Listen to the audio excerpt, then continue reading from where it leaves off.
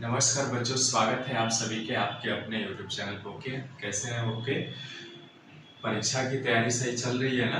बिल्कुल। चलिए, आज हम हल करने वाले हैं क्लास 12th केमिस्ट्री का बिलियन जो चैप्टर है उसका एनसीईआरटी का एक्सरसाइज नंबर क्वेश्चन नंबर 2.18 है। ठीक है, क्वेश्चन क्या कह रहा है आइए समझते हैं। 114 ग्राम ऑक्टेन में, ऑक्टेन है, ऑक्टेन में किसी अवाष्पशील विलेय, कोई अज्ञात नॉन वोलेटाइल सॉल्यूट है जिसका मोलर मास 40 ग्राम पर मोल इनवर्स 1 है। ठीक है, कि कितनी मात्रा घोली जाए कि ऑक्टेन का वाष्प दाब घटकर मूल यानी जो शुरू में था उसका 80% रह जाए। ठीक है, यानी इसका मतलब ये हुआ कि एक सॉल्यूशन तैयार किया जा रहा है बच्चों, उसमें अवाष्पशील विलेय की कितनी मात्रा घोली जाए कि ऑक्टेन का जो वेपर प्रेशर है वो घटकर इनिशियल स्टेज का 80% रह जाए। ठीक है, तो यहाँ पे सबसे पहले हम यहाँ पे सॉल्वेंट और सॉल्यूट की बात करेंगे। ठीक है, सॉल्वेंट यानी विलायक क्या है? ऑक्टेन है, और सॉल्यूट क्या है? आपका अवाष्पशील विलेय है जिसका मोलर मास हमें दिया हुआ है बच्चों। ठीक है, तो हम सबसे पहले क्या करते हैं, मास ऑफ सॉल्वेंट है ना। देखिए यहां पर हमें क्या क्या दिया गया है, हल करते हैं। मास ऑफ सॉल्वेंट, सॉल्वेंट कितना दिया गया है बच्चों, इसको मैं W1 मान ले रहा हूं। W1 कितना है? 114 ग्राम है। ठीक है, जो कि ऑक्टेन है। क्लियर है यहां तक? ओके, अब क्या है, सॉल्यूट की मात्रा हमें निकालनी है ना, यानी मास ऑफ सॉल्यूट। तो सॉल्यूट की मात्रा को हम W2 से डिनोट करते हैं, जिसकी मात्रा हमें निकालनी है बच्चों, जो अवाष्पशील विलेय है। ठीक है, अब क्या करते हैं, मास ऑफ सॉल्वेंट W1 कितना दे दिया? 114 ग्राम। किसका है ये? ऑक्टेन का है ना। तो यहां पर मैं निकालता हूं मोलर मास ऑफ सॉल्वेंट, है ना। क्या है बच्चों? ऑक्टेन है ना। और ऑक्टेन का फार्मूला कितना होता है? 8 होता है ना। ये ऑक्टेन मीन्स यानी C8H18 होता है ऑक्टेन का फार्मूला। इसका मोलर मास निकालेंगे तो कितना आएगा? देखिए 8 कार्बन है, एक कार्बन का 12 होता है, प्लस 18 हाइड्रोजन है, एक हाइड्रोजन का 1 होता है, यानी ये 96 प्लस 18 यानी ये आ जाएगा 4 11 114 ग्राम मोल इनवर्स 1। ये मात्रक होता है मोलर मास का। ठीक है, तो हमने क्या निकाल लिया बच्चों? मोलर मास ऑफ सॉल्वेंट निकाल लिया, और मास ऑफ सॉल्वेंट दिया हुआ है, मास ऑफ सॉल्यूट भी यहाँ पे लिखते हैं, molar mass of solute. Solute क्या है बच्चों? विलेय, अवाष्पशील विलेय। कितना दिया हुआ है? इसका मोलर मास दिया हुआ है 40 ग्राम और मोल इनवर्स 1 दिया हुआ है। ठीक है, हम मान लेते हैं कि let the vapour pressure of pure octane कितना है? प्योर मान ले रहे हैं, यानी शुद्ध ऑक्टेन का वाष्प दाब हमने मान लिया कितना है बच्चों? P0 है ना। अब चूंकि P0 ये तो दिया नहीं, परसेंटेज में दिया है, तो मैं यहाँ एटमॉस्फेरिक मान लेता हूं कि P0 ATM होता है। ठीक है, इतना मान लिया, क्योंकि दाब का मात्रक होता भी है वाष्प दाब का एटमॉस्फेरिक। तो हमने मान लिया कि let the vapour pressure of pure octane is P0, the vapour pressure of pure octane. इसलिए according to question, vapour pressure of solution, ठीक है, यानी विलेयन का जो वेपर प्रेशर होगा वो कितना होगा? देखिए मान लिया हमने P है इसका, तो P बराबर कितना बोल रहा है? 80% है ना, यानी 80% ऑफ P0। प्रारंभिक मूल का बोल रहा है, तो हमने प्रारंभिक मान लिया P0, 80% इसका निकाल लेंगे तो ये कितना आएगा बच्चों, यानी 80/100 गुणे P0। करिए, ये 0 से 0 कैंसिल हो जाएगा और यहाँ पे हम इसको और छोटा कर ले रहे हैं, ठीक है।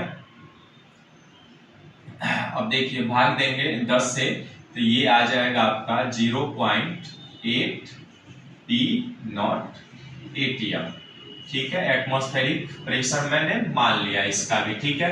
अब चूंकि देखिए जब इस तरह के प्रश्न दाब घटकर या बढ़कर होता है तो हम जानते हैं कि वाष्प दाब का आपेक्षिक अवनमन यानी RLDP का फार्मूला क्या होता है बच्चों, होता है ना, हम जानते हैं। तो इसलिए RLDP से हम जानते हैं फार्मूला क्या होता है, P0 minus P upon P0 is equal to X2 होता है, ठीक है। ये हम जानते हैं फार्मूला।